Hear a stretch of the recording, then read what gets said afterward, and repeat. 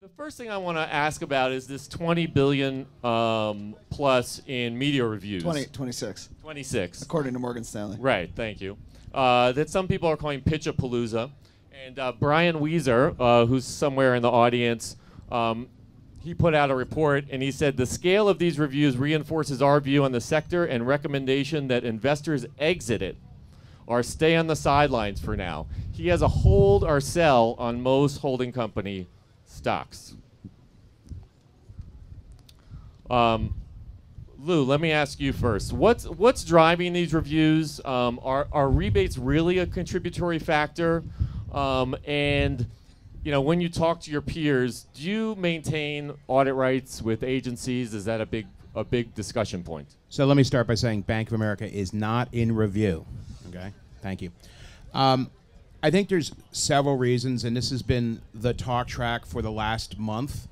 And in every meeting I go to, we talk, what are the drivers? I think the biggest one is pricing. I think we're seeing an exponential growth in data crunching and the needs to support that, which are no longer 25-year-old planners who sleep 6 to an apartment and are happy with, entry-level income, but you now need PhDs, right? Then everywhere you go, and I heard it today from Twitter and from Pinterest and from LinkedIn, you need to make bespoke content for that platform. So you've got exponential growth in content cost. All of this is saying we've got to change the pricing model, and I think that's a driver. I think transparency and trust are drivers, and I do think for some people there are concerns about rebates in various forms. I think auditing would be interesting from an agency standpoint, but I think you'd have to audit the holding company, and that would be problematic and cost prohibitive.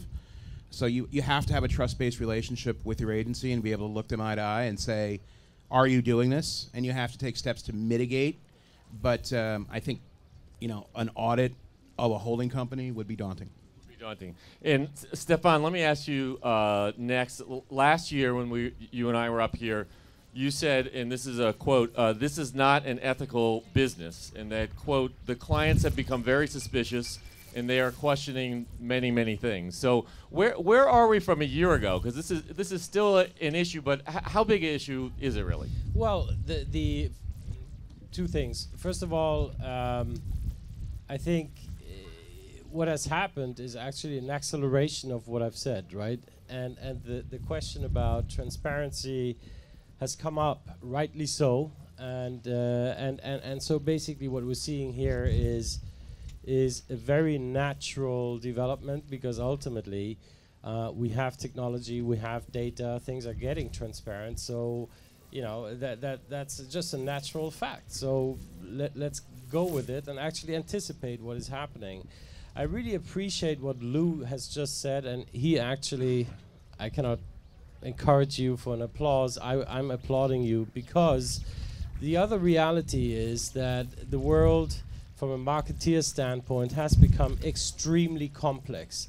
I've experienced clients that in a not mean way have said to me, we are investing gazillions, of course not, into this digital thing, right, in all these different parts, and the only ones who are making money with it are the agencies. So, and maybe I'm exaggerating here, but it's a quote, okay, which you can take it as it is, but the reality is that we need to think about how to organize ourselves and what infrastructures and architectures to deliver to our clients so that ultimately the extraction remains high and we deliver an efficient model.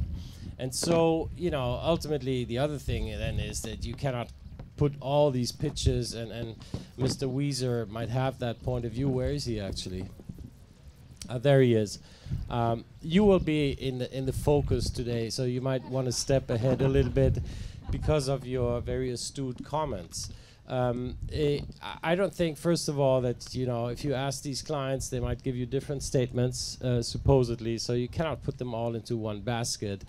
And I think that what we have to look at is a maturation of the way we do marketing and a very, very legitimate and very natural need of clients to basically review the way they're being serviced. Okay, and that is a functional question more than anything else. Of course, Brian, we know all the noise that is going on. Yes, we are not ignoring it, and some agencies, and we had a different conversation last year on this stage where I said, you know, things might not be as ethical as they should be. We're aware of all that, but I think the fundamental reason for these reviews is a different one.